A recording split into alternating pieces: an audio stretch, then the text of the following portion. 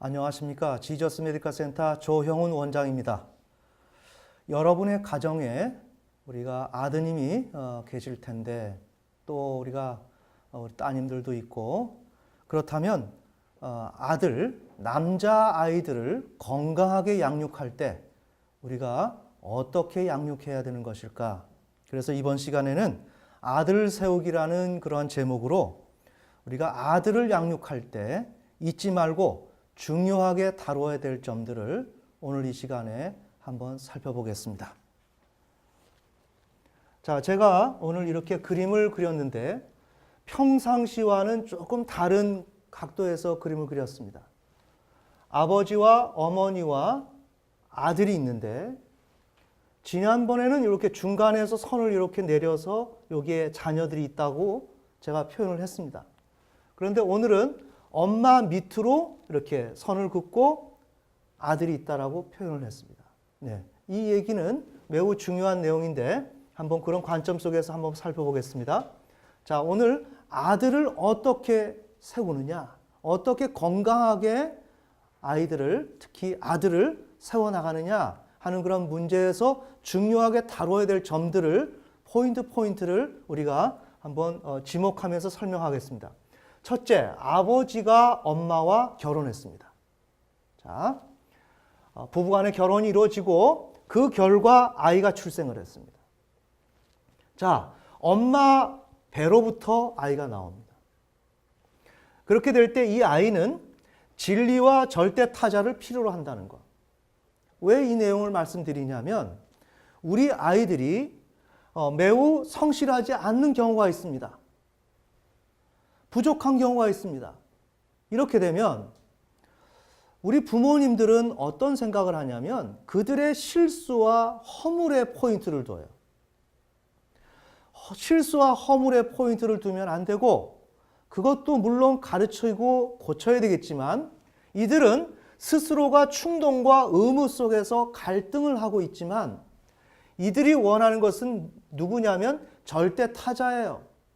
정말 내가 어떻게 가야 하는 것인가? 시대의 변화나 이런 경우 저런 경우 플러스 마이너스 이런 여러 가지 상황이 있지만 절대치 그 기호 속으로 들어가면 모든 것은 동일한 숫자가 나오는 것처럼 자신에게 어떤 상황에서도 내가 흔들리지 아니하고 인생을 어떻게 살아갈 것인가 이 고민이 있다는 거죠. 우리 아이들에게. 그러나 부모님들이 봤을 때는 어때요? 이 아이가 충동에 매여 있고 의무에 충실하지 못할 때는 불성실하다는 그 판단을 내리고 그쪽 부분만을 바라본다는 거예요. 그쪽 부분만 바라보다 보니 아이가 성실하지 못하다 그것만을 계산해 두고 아이를 교육을 시키려고 하는 거예요. 아니에요. 그러한 면이 있지만 이 아이들은 충동의 문제도 다뤄야 되고 자기 자신이 인생길을 어떻게 헤치고 나가야 될 것인가를 놓고 고민하고 있는 거예요. 그러나 충동에 매여 있다 보니까 다른 것 하지 아니하고 충동이 좋아서 저러고 있는 것이다 라고 부모님들은 판단이 들어갈 수가 있다는 거죠. 그렇게 되다 보니 부모님들이 아이들을 놓치는 거예요. 축구 선수들이 선수를 놓치면 모든 걸 다 놓치는 거예요. 지금 부모님들이 아이를 키울 때 아들을 키울 때 누구를 놓치면 안 돼요? 아들을 놓치면 안 돼요. 아들을. 그래서 아바타에서 두 사람이 만날 때 뭐라고 얘기해요? I see you. 나는 당신을 본다. 나는 당신을 본다. 당신의 외양을 보는 것이 아니라 당신의 그 결과를 보는 것이 아니라 그 충동을 보는 것이 아니라 너의 마음을 본다. 너의 입장을 본다. 너는 도대체 어떤 입장에 있길래 그렇게 하고 있니? 그렇게 볼 때 이 아이는 무엇을 추구해요? 내가 인생을 충동을 지니고 있는 나지만 비록 여기에 끌려가고 있지만 게으르고 나태하고 태만하고 부모님 말씀 안 듣지만 그래도 나는 어떻게 살고 싶어요? 하는 그 마음이 아이 속에 있다는 거예요. 이렇게 될 때 그 마음을 갖고 있는 그 아이를 부모님들이 놓치면 안 된다는 거예요. 그러면 골이 들어가는 거예요. 1대0, 2대0, 3대0 골을 먹는 거예요. 이렇게 되면 양육이 제대로 안 이루어지는 거예요. 어떻게 축구 선수가 상대편 선수를 놓치냐 이거예요. 그런데 오늘 우리가 양육을 할 때 아이들을 놓쳐요. 아이들을 오히려 평가해요. 아이들을 재단해요. 그러고 아이들에게 실망해요. 그게 아닙니다. 아이들은 지금 대타자, 절대타자 진리를 어떻게 하면 자기의 인생의 항로를 똑바로 갈 것인가, 이것을 고민하고 있다는 것. 우리 부모님들이 이것을 분명히 알아야 됩니다. 자, 아이가 출생했는데 이때 엄마는 누구냐? 남편과 아이를 연결시키는 매개적 존재예요. 매우 중요합니다. 우리 기독교 가정에서 이런 얘기를 하면 어떤 얘기를 하냐면 아버지가 중요한 거 아니에요? 그리스도 밑에 남편, 아내 이렇게 되는 거 아니에요? 그러니까 아버지가 중요한 거 아니에요? 이렇게 얘기를 해요. 그건 구속사적 하나님의 통치적 관점이고 우리의 이러한 생물학적이고 인간의 삶 속에서는 어떻다고요? 엄마 뱃속에서 나왔죠. 아버지가 엄마에게 씨를 줬어요. 씨를 주고 엄마가 그 씨를 받아서 아이를 낳은 거예요. 매우 중요해요. 그러니까 이 문제는 뭐냐? 아이와 아버지는 직접적인 관계가 없다는 거예요. 어떻게 와요? 아이는 아버지에게 가야 해요. 뭐예요? 절대 타자를 향해서 나가는 거죠. 네. 아버지를 통해서 법이 선포되고 하나님의 그러한 길이 인도가 되는데 이 아이는 아버지에게로 가야 되지만 다이렉트로 못 간다는 거예요. 왜요? 여기 중간에 엄마가 끼어 있어요. 그러면 엄마가 아이를 낳아야 되기 때문에 엄마가 끼어 들어갔어요. 그러면 엄마는 불충분하고 불필요한 존재냐? 아니에요. 이런 가운데서 엄마가 매개적 역할을 해야 되는데 여기에서 중요한 것은 그러면 엄마는 다 희생당하고 아버지와 아들이 만날 수 있도록 자기 자리를 비워줘야 되느냐? 이런 얘기가 나와요. 그것도 아닙니다. 엄마의 자리를 계산을 넣어줘야 된다는 거예요. 매우 중요하죠. 우리는 이렇게 요즘 시대가 소통을 얘기하지만 어느 한편도 소외되어서는 안 되는 거예요. 어느 한편도 손해를 봐서는 안 돼요. 각자의 입장이 있다는 것입니다. 아이의 입장, 엄마의 입장, 아빠의 입장이 있다는 거예요. 자, 그 가운데서 중요한 건 뭐예요? 엄마가 여기서 중간에서 매개적 역할을 한다는 거예요. 모든 것은 우회적으로 엄마를 통해서 아버지를 만나고 또한 엄마를 통해서 아이가 태어나고 이 모든 과정들이 이렇게 단순한 관계가 아니라는 거예요. 그러니까 우리가 아이를 키울 때 바로 이러한 구조로 진행되고 있고 엄마가 그 매개적 요소로서 존재하고 있으며 또한 이럴 때 엄마가 또한 취해져야 할 그런 욕망과 권리가 있다는 거예요. 이런 모든 것을 잘 두루두루 살펴보면서 문제를 풀어주는 게 자녀 양육이다.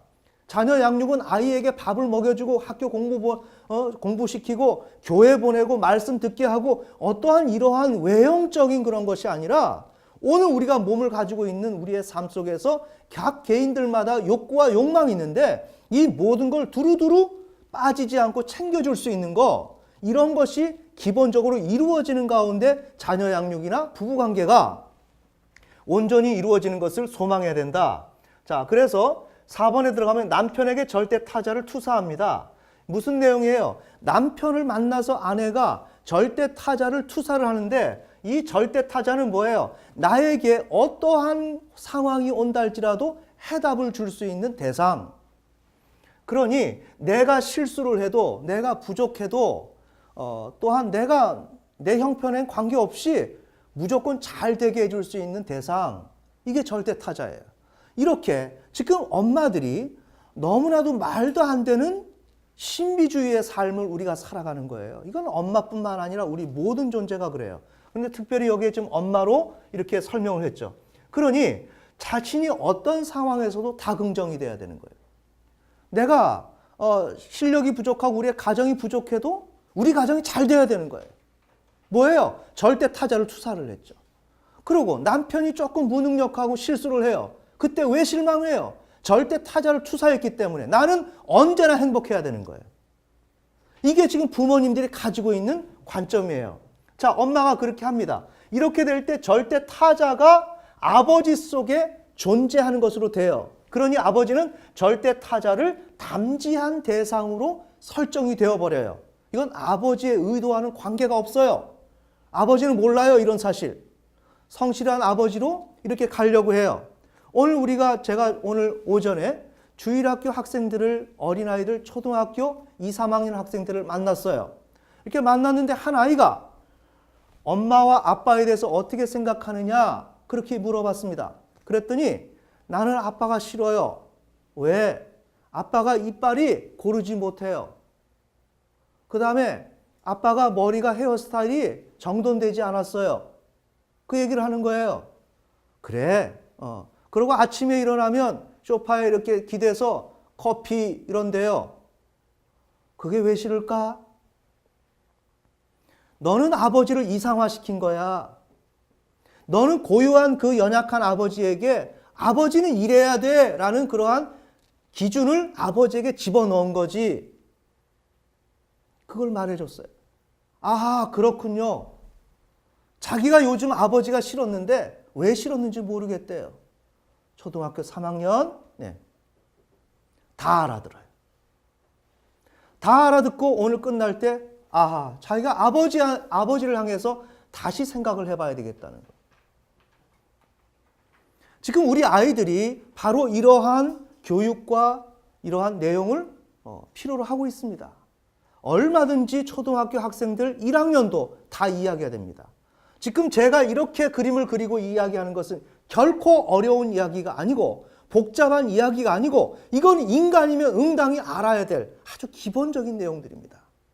이것이 오늘 우리 한국 기독교에 정착되지 못함으로 인해서 교회는 다니고 열심히 기도하고 부르짖고 신앙생활을 열심히 하지만 왠지 모르게 가정이 행복하지 않고 병리가 많고 서로가 이렇게 생각한 것처럼 잘 되지 못하는 경우가 많아요. 그것은 뭐예요? 인간으로서 기본을 다하지 못하기 때문에 이러한 문제가 생기는 거예요.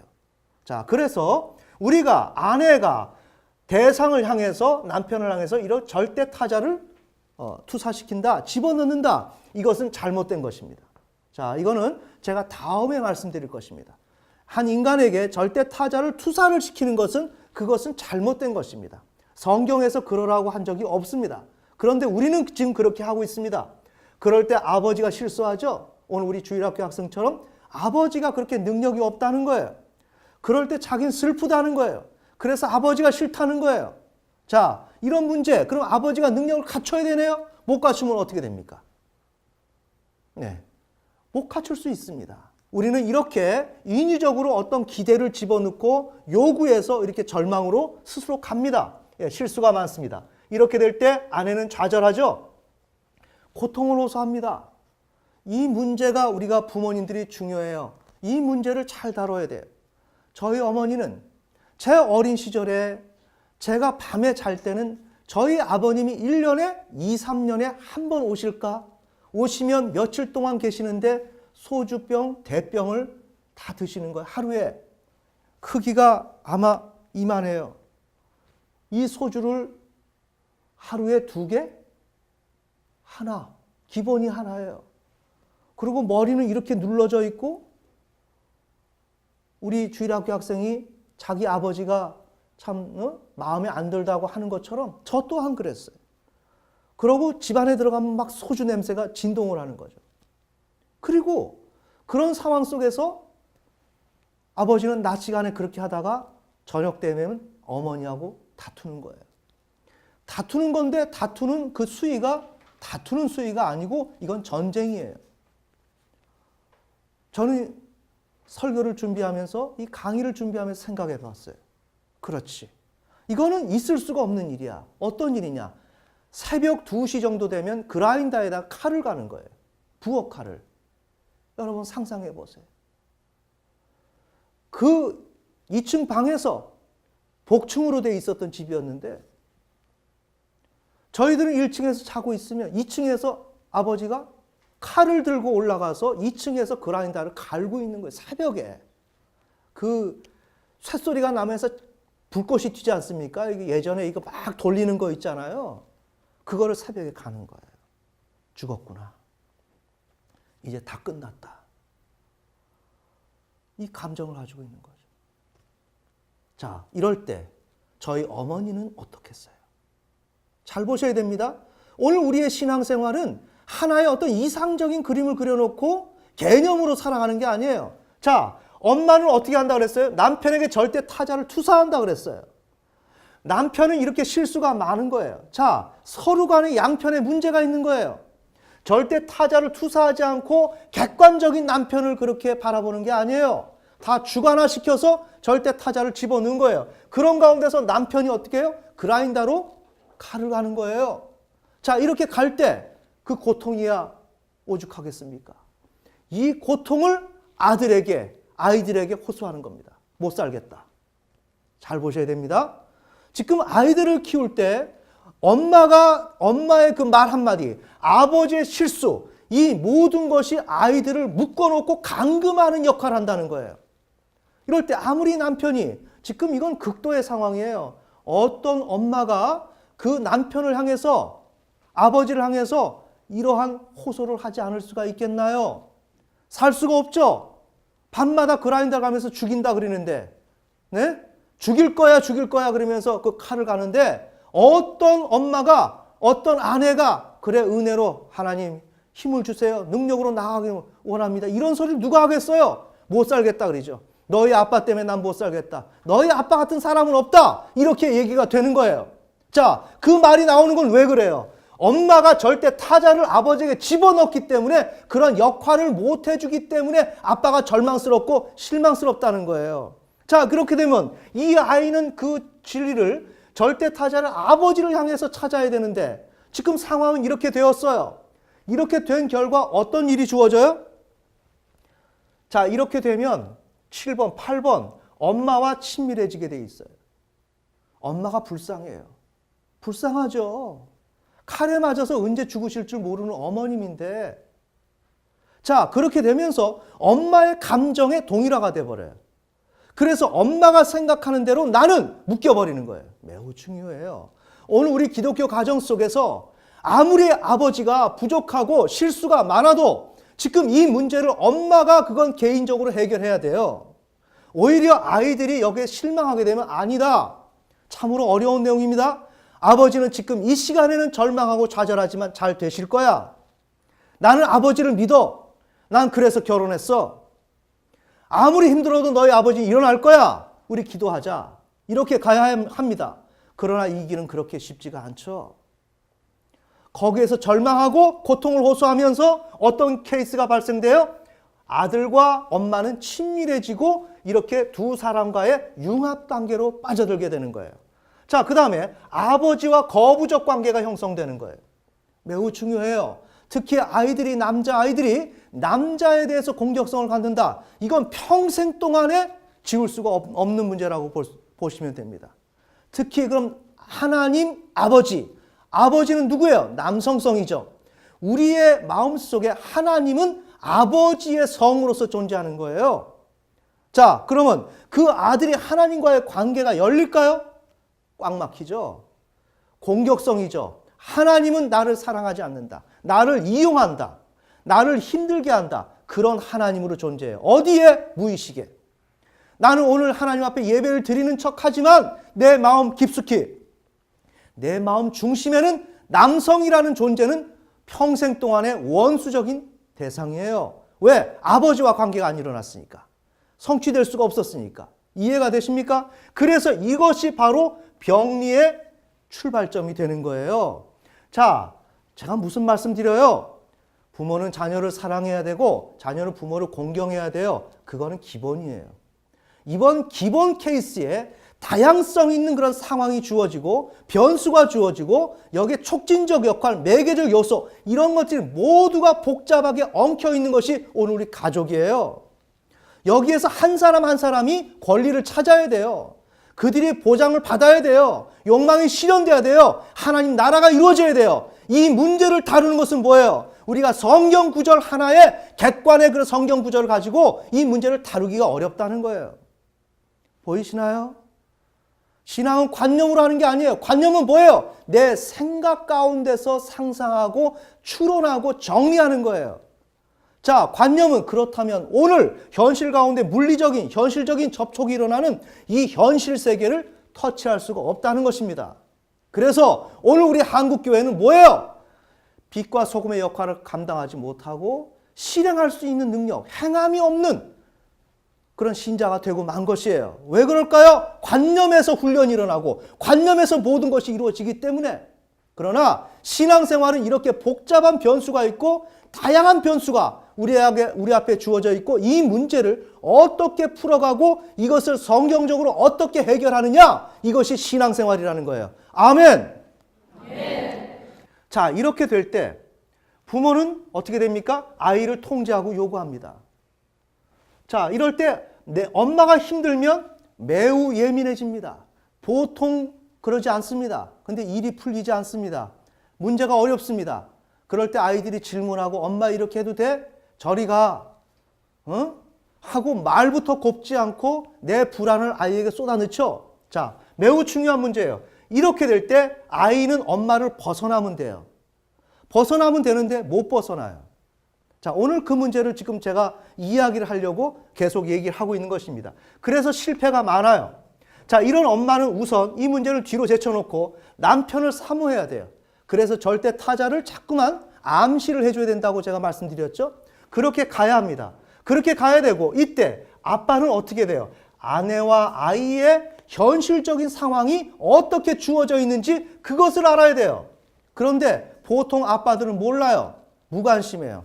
그렇고 오히려 아이들이 잘못한다고. 자, 여기에서 아이가 성실하지 못해요. 네? 성실하지 못해요? 그러면 어떤 집은 골프채로 그냥 후려쳐서 아파트 그 문이 통유리가 깨지고 그러면서 아빠가 그냥 수시로 아이를 때리는 거예요. 그런다고 되는 문제가 아니에요. 분노할 문제가 아니라 오늘 아내와 아이 사이에서 어떤 일들이 벌어지고 있는지를 아는 것이 아빠가 해야 될 일이다 이거예요. 아멘. 그 다음에 아빠는 어떻게 해야 돼요? 아이를 지지해주고 격려해줘야 돼요. 아이는 이래야 돼. 합리적이고 그런 객관적인 잣대를 대고서 요청하는 것에 끝나는 것이 아니라 너는 지금 이렇게 절대 타자를 원하고 너는 지금 비록 충동에 매여 있는 모습을 취하고 있지만 너는 정말 어떻게 하면 인생을, 이 험한 인생을 살아갈까 하고 노심초사 전전긍긍하고 있는 너구나. 그래, 아빠가 너 도와줄게. 널 도와줄게. 그래, 내가 내 모든 건 너한테 줄 거야. 이 마음을 가져야 된다는 거예요. 그런데 부모님들이 뭐예요? 내 것은 그대로 두고 아이를 그렇게 고쳐서 쓰려고 그래요. 절대로 그래서는 안 되는 것이고 아이가 죽으러 가도 나의 전 재산 다 탕진되어도 너를 위해서 내가 다 쓰겠다. 너가 무엇을 원하느냐? 내가 너 친구 되어줄게. 네가 원하는 게 그거야? 내가 도와줄게. 뭐야? 너 잘한다. 넌 할 수 있다. 이렇게 생각하면서 그런 태도로서 아빠가 가까이에서 그가 원하는 것을 손을 잡아주면서 친구처럼 동반자처럼 그렇게 나아가줘야 되는 거예요. 이렇게 나아가줄 때 그 아이는 어떻게 해요? 아빠가 멋있어지고 그 아빠 속에서 뭐가 보여요? 진리가 보이고 절대 타자가 보이기 시작하는 거예요. 아하, 아빠를 내가 따라가면 되겠구나 하는 순간에 그 속에 무언가 확신이 있다 이거예요. 그러면서 그 아빠와 내가 동일시하는 거예요. 아빠가 너무나 좋다 하는 순간에 뭐가 돼요? 좋아하게 되면 그 사람이 닮아지죠? 동일시가 되면서 이 아이는 어떻게 됩니까? 그 순간에 이러한 좌절 속에서 절대 타자와 진리를 발견하면서 어떤 쪽으로 나가요? 하나님을 향해서 암시를 받으면서 쭉 진행하면서 이 아이가 발달이 될 수가 있다는 거예요. 아멘. 자, 그래서 정리하자면 우리의 대안은 모자 관계를, 모자녀 관계, 엄마와 아들과의 관계가 해체가 되어야 하고 그 다음에 아버지가 거세하는 것을 금지하는 것을 받아들여야 한다.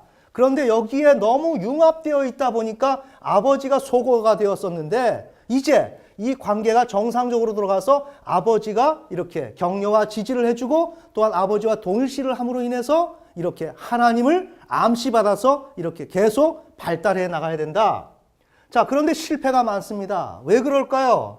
나는 아이는 엄마에게서 더 의존하고 그 다음에 충동대로 살고 싶은 이 아이 나름대로의 안에 충동이 있는데 그 충동을 사회적인 법 아래서 회피하고 그것을 거부하고 최대한 충동대로 살고 싶은 욕망이 아이 속에 존재하기 때문에 이렇게 아버지 금지를 받아들이는데 실패한다 이거예요. 그러다 보니 어떻게 됩니까? 발달이 늦어지는 거예요. 엄마의 품속에 있는 아이가 되는 겁니다. 다시 말합니다. 아이가 성장하고 남자아이가 발달하려면 엄마의 품에서 벗어나야 되는 거예요.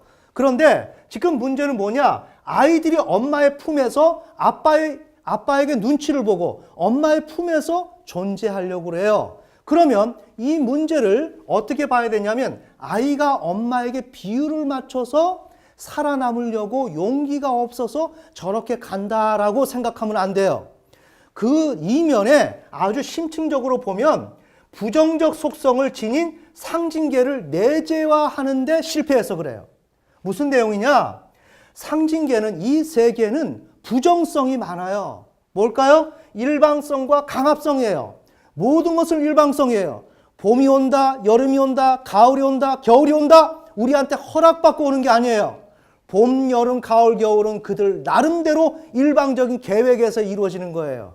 내가 태어난 것도 내가 나의 동의를 얻고 태어난 것이 아니라 부모의 일방성에 의해서 내가 태어났어요. 맞나요? 자, 이 일방성은 그러면서 오늘 우리 창세기 12장에 아브라함이 애굽으로 내려갔을 때 힘이 없는 사람은 자기 아내도 빼앗길 수 있는 것이 이 세계죠. 맞습니까? 범죄가 많고 탈취가 많고 이렇게 일방성과 강압성이 많은 이 세계는 거부와 포획과 탈취가 횡행하는 세계예요.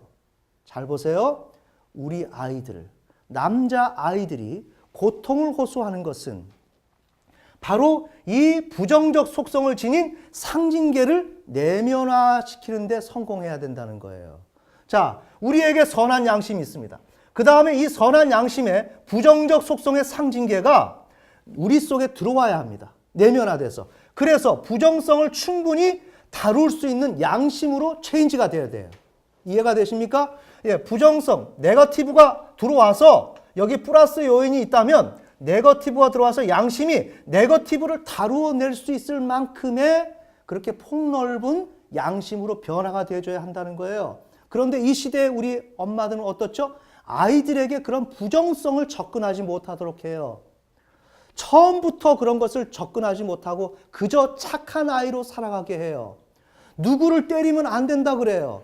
때리는 것에 대해서 고민하고 받아들여서 그것을 내가 때리지 말아야 되겠다라고 결정으로 가야 되는데 때리는 것, 어떤 것, 이런 죄와 관계된 것은 근접도 하지 못하게 만들어요. 무슨 내용인지 아시겠습니까? 문제는 뭐예요? 우리들이 그렇게 상징계의 그 부정적 속성을 내 속에 담아내고 그것을 다루어내게 될 때 드디어 양심이 네거티브를 다루어낼 수 있는 수준에 도달해야 그 아이가 부정적인 상징계를 용기 있게 다뤄나갈 텐데 이 아이들은 부정적 속성을 처음부터 두려워한다는 거예요.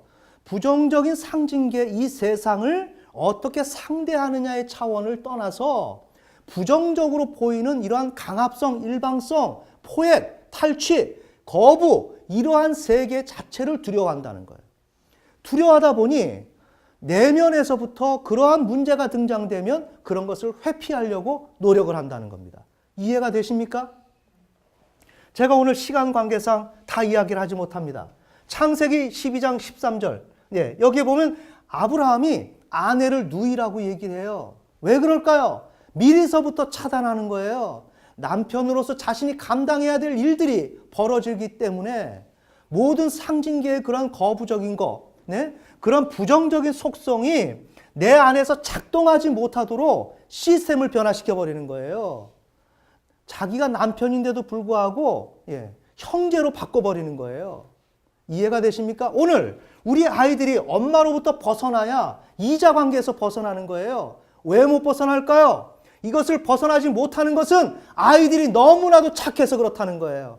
내 마음이 네거티브적인 요소로 그 형질이 변경이 되어서 그러한 문제를 충분히 다룰 수 있는 사람이 되어야 하는데 그러한 요소를 다루는 것에 대해서 처음부터 두려움을 갖고 그 문제를 다루지 못했기 때문에 아이들이 그것을 하지 못하는 거예요. 정말 싫은 엄마 떠나야 됩니다. 엄마 난 이렇게 할 때 싫어 할 때 떠나야 돼요. 나는 떠나야 되는데 떠나지를 못해요. 왜 그럴까요? 차마 그런 부정적인 속성을 내가 다루어내는 것조차 나는 힘들어하니까. 나는 그런 것을 대면하기 싫으니까. 그래서 아이들은 찾아 들어가다 보면 뭐예요? 매우 착하다 이거예요. 자신들은 차마 이런 얘기를 안 하고 싶은 거예요. 웬만하면 그냥 넘어가고 싶은 거예요. 아멘! 네. 부디 오늘 이 내용이 여러분들에게 잘 정리가 되어서 여러분이 꿈꾸는 그러한 주님 안에서 행복한 가정을 꾸려나가는데 큰 도움이 되었으면 합니다.